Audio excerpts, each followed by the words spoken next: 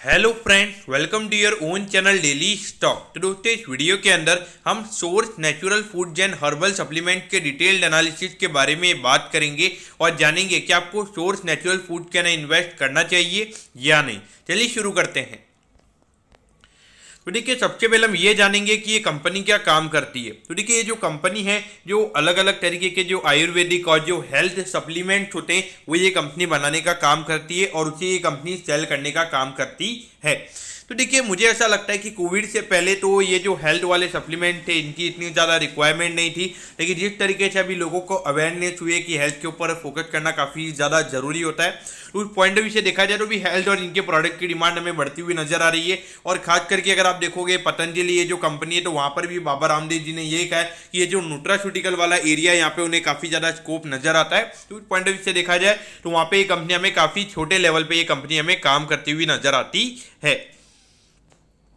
तो देखिए, 102 करोड़ का यहाँ पे कंपनी का मार्केट कैप है, काफ़ी छोटा सा मार्केट कैप है। अगर हम बुक वैल्यू की बात करेंगे तो अराउंड 24 रुपीज़ की हमें यहाँ पे कंपनी की बुक वैल्यू नजर आती है। तो अराउंड 6 to 7 टाइम्स के लगभग हमें यहाँ पे प्राइस टू बुक वैल्यू पे ये कंपनी हमें ट्रेड होती हुई नजर आ रही है। तो देखिए, छोटी कंपनी है तो उसके हिसाब से अगर हम ROC की बात करेंगे तो ये नंबर हमें अच्छा नजर आता है और रिटर्न ऑन इक्विटी का नंबर भी हमें यहाँ पे अराउंड 16.9% पे ये नंबर है, जो कि मेरे ख्याल से देखा जाए एक छोटी कंपनी होने के बावजूद ये नंबर हमें यहाँ पे अच्छा नजर आता है। तो देखिए, कंपनी के ऊपर कोई डेट नहीं है, तो ये भी काफी अच्छी बात है।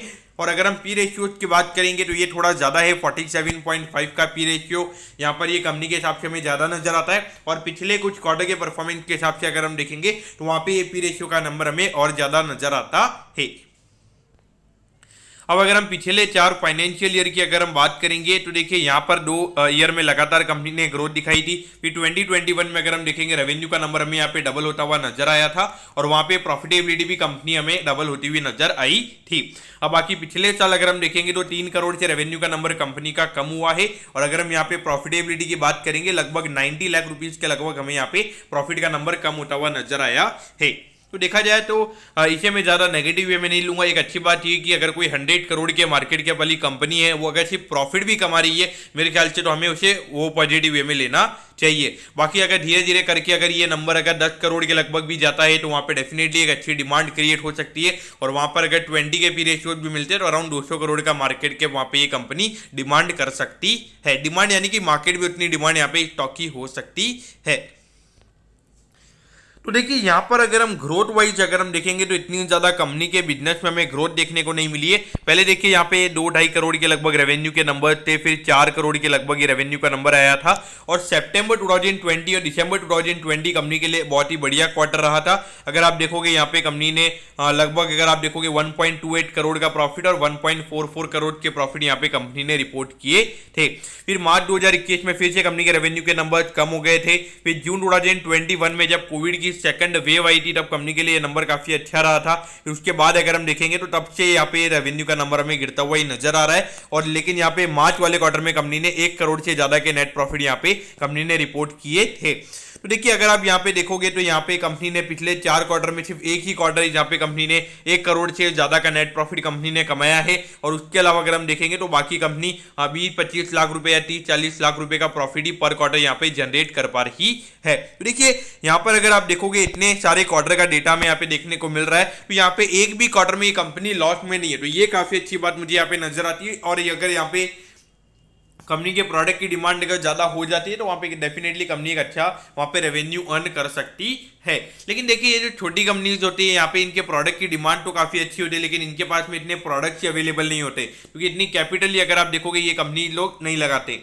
अगर हम यहाँ पे शेयर होल्डिंग पैटर्न की अगर हम बात करेंगे तो 74.37% की होल्डिंग प्रमोटर्स के पास है। तो देखिए, 102 करोड़ का इस कंपनी का मार्केट कैप है, इसमें से अराउंड 74-75 करोड़ के जो शेयर्स है वो यहाँ पे प्रमोटर्स के पास है। तो यानी कि मार्केट में अगर हम लिक्विडिटी की अगर हम बात करेंगे तो 25 से 30 करोड़ के शेयर्स हमें मार्केट में नजर आते हैं। तो डेफिनेटली अगर डिमांड काफी ज्यादा यहाँ पे स्टॉक की हो जाती है तो वहां पे डेफिनेटली काफी ज्यादा ये स्टॉक रैली हमें करता हुआ नजर आ सकता है। तो देखिए यहाँ पे कैश फ्लोज की अगर हम बात करेंगे तो इतने अच्छे कंपनी के कैश फ्लोज है नहीं है, और यहाँ पर अगर आप देखोगे 3-4 करोड़ के लगभग के कंपनी के नेट प्रॉफिट के नंबर्स है, तो वहाँ पे ज्यादा ऑपरेटिंग कैश फ्लो हो भी नहीं सकता है। तो मैं आपको जो पॉइंट बोल रहा था कि कंपनी के पास ज्यादा प्रोडक्ट ही नहीं है, देखिए 3-4 करोड़ का अगर ये कंपनी ऑपरेटिंग कैश फ्लो ये कंपनी जनरेट कर रही है, और उसके अलावा कंपनी अगर कोई डेट नहीं ले रही है, तो वहाँ पे अगर कंपनी को री इन्वेस्ट करना है, यानी कि अपनी प्रोडक्शन कैपेसिटी को अगर इंक्रीज करना है, तो वहाँ पे डेफिनेटली कंपनी को कहीं ना कहीं से तो कैश जनरेट करना ही पड़ेगा, और आप 3-4 करोड़ से ज्यादा प्रोडक्ट जनरेट नहीं कर सकते। तो ये एक बहुत बड़ा फैक्टर है जिसकी वजह से ज्यादा ग्रोथ हमें यहाँ पे देखने को नहीं मिल सकती। यानी कि अगर किसी भी कंपनी को 100 करोड़ से 1000 करोड़ पे जाना है, तो उससे पहले उसको लगभग 400-500 करोड़ का रेवेन्यू जनरेट करना पड़ेगा, और उसके लिए अपने प्रोडक्शन को इंक्रीज करना पड़ेगा। तो उसके लिए यहाँ पर अगर आप देखोगे तो हार्डली ये कंपनी कुछ री इन्वेस्टमेंट कर रही है। तो वो पॉइंट ऑफ व्यू से देखा जाए तो ये ज्यादा मुझे यहाँ पे 100 करोड़ की कंपनी 1000 करोड़ की बनती हुई हमें यहाँ पे नजर नहीं आती है। तो देखिए 158 पे ये स्टॉक अभी ट्रेड हो रहा है काफी ज्यादा। अगर हम लिक्विडिटी पॉइंट ऑफ व्यू से अगर हम बात करेंगे, काफी कम लिक्विडिटी स्टॉक में रहती है, और अगर हम इसके ऑल टाइम हाई से अगर हम बात करेंगे तो लगभग 60 रुपए ये स्टॉक अपने ऑल टाइम हाई से नीचे ट्रेड हो रहा है। परसेंटेज वाइज अगर हम देखेंगे अराउंड 30% के करेक्शन पे ये स्टॉक ट्रेड हो रहा है। तो देखिए जब मेरी टीम ये स्टॉक के चार्ट को देख रही थी, तो बहुत सारे लोगों का ये क्वेश्चन था कि इसमें लिक्विडिटी काफी कम है।